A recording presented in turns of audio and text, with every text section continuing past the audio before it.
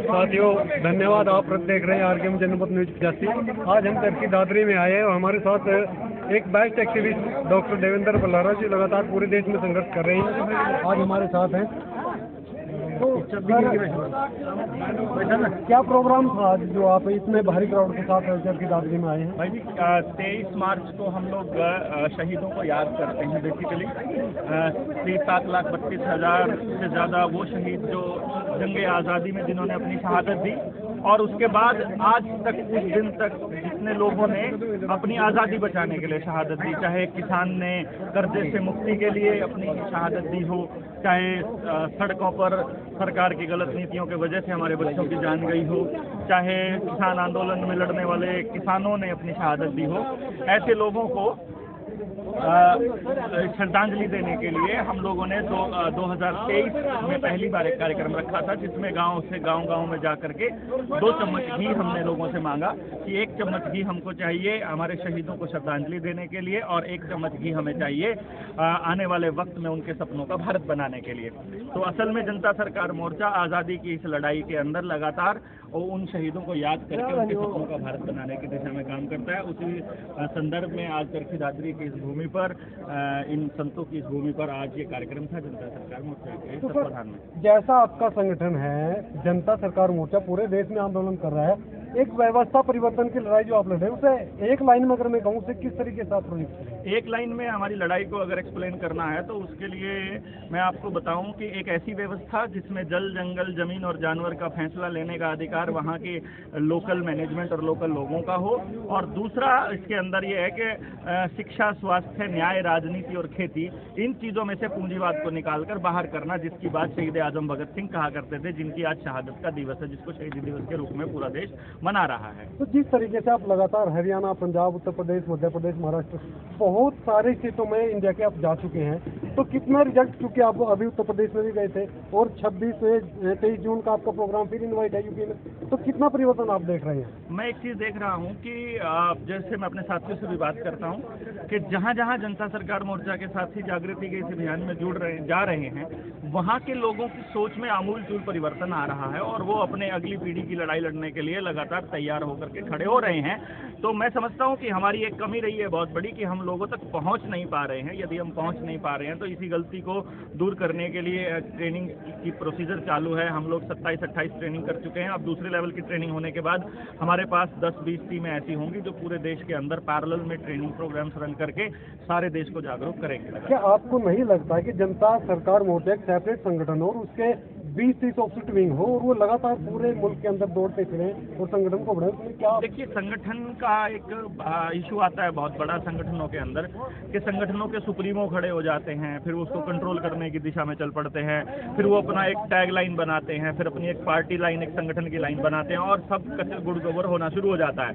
इससे दूर करने के लिए हमने एक तय किया एक काम कि हम समाज को एक बात बता दें कि जो भी व्यक्ति जनता सरकार मोर्चा का नाम लेना चाहता है, बस आप उसे ये देखिए, अगर वो समाज हित में काम कर रहा है तो वो जनता सरकार मोर्चा का मेंबर है।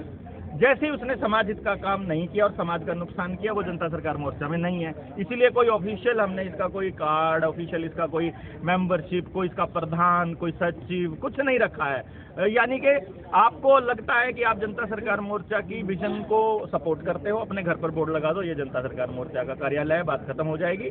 आप बन जाओ, जिसने प्रधान बनना है, जिसने सचिव बनना है, कोई नहीं है यहाँ पर, सब प्रधान है या तो सब कार्यकर्ता है। तो यहाँ सिर्फ ये है कि ये आदमी पहले दिन जुड़ा था, ये आदमी 7वें दिन जुड़ा था, ये आदमी आज जुड़ा है, इससे ये फर्क नहीं पड़ता।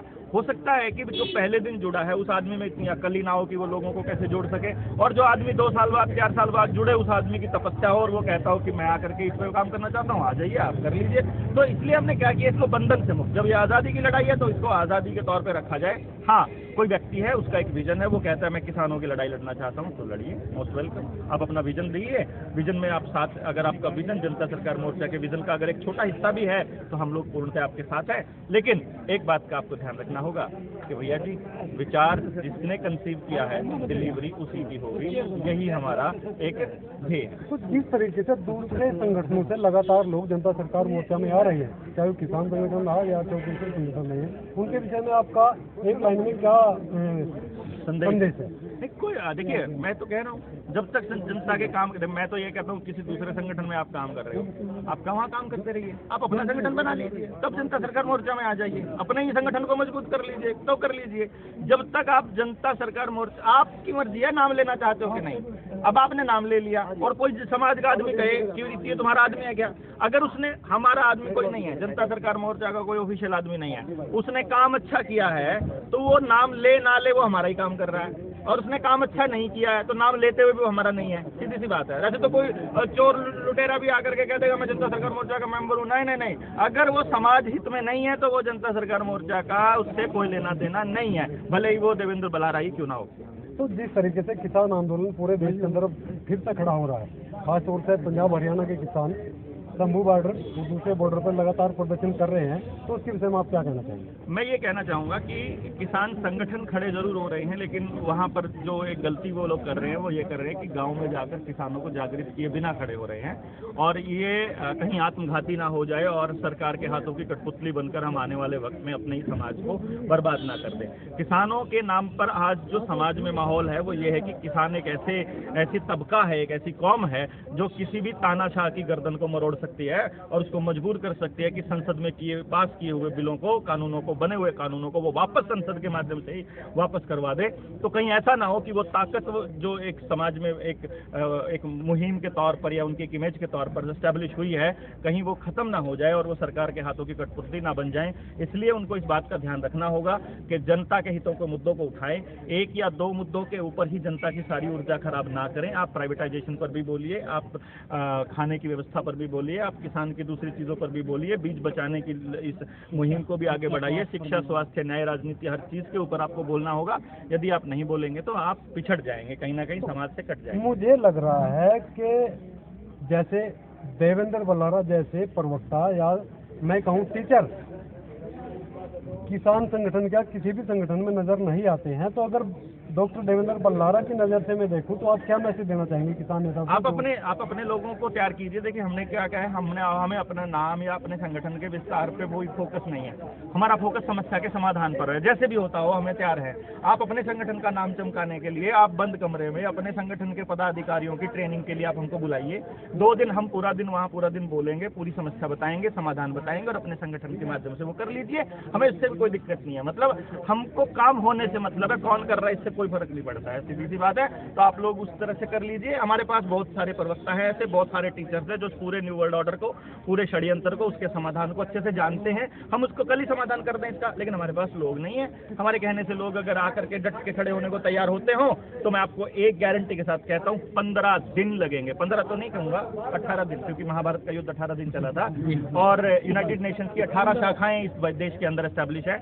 18 दिन रोज एक शाखा का सत्यानाश हम कर सकते हैं। हमारे पास वो ब्लूप्रिंट है, लेकिन लोग नहीं होंगे। हमारा ब्लूप्रिंट, हमारा ज्ञान किसी काम का नहीं। लोग हैं तो भैया ले में भी करते हैं। जनता सरकार मोर्चा को मीडिया नहीं दिखा रहा है और हमारे पास रिसोर्स की लगातार कमी है, तो इसे डेवलप करने के लिए जनता सरकार बहुत जनता को देखिए जी, हमारा ये काम नहीं है। हम लोग रिसोर्सेज जोड़ने पे लग गए तो उसी काम पे लग जाएंगे, ये अपना काम नहीं है। हमारा तो काम बोलने का है, जो लोगों तक पहुंचाने के लिए जो जैसा इस्तेमाल कर सकता है अपने रिसोर्सेज वैसे कीजिए। कोई पर्चे बांटिए, कोई किताब लिखिए, कोई मीडिया के माध्यम से पहुंचाइए। हमको थोड़ी पता है। अब आप सोचिए ना, मीडिया तो अश्लील वीडियो दिखाएगा क्योंकि उसमें आपका बच्चा बर्बाद होता है। ज्ञान की बात दिखा दिया तो सरकारों के धंधे चौपट होते हैं, कंपनियों के धंधे चौपट होते हैं। कंपनियां जो पार्टियों को इलेक्टोरल बॉन्ड के जरिए पहले डोनेशन देती थी, अब पार्टी फंडे के नाम पर देंगी। तो ये धंधा उनका इकट्ठा है, कॉर्पोरेट और मीडिया का। कॉर्पोरेट, मीडिया और नेता सारे मिलकर करते हैं, वो नहीं दिखाएंगे, वो हमको मालूम है। इसीलिए हमें गाँव जाकर के जाना पड़ रहा है और हम जाते रहेंगे लगातार। बहुत बहुत धन्यवाद। ये थे डॉक्टर देवेंद्र बल्लारा, जनता सरकार मोर्चा।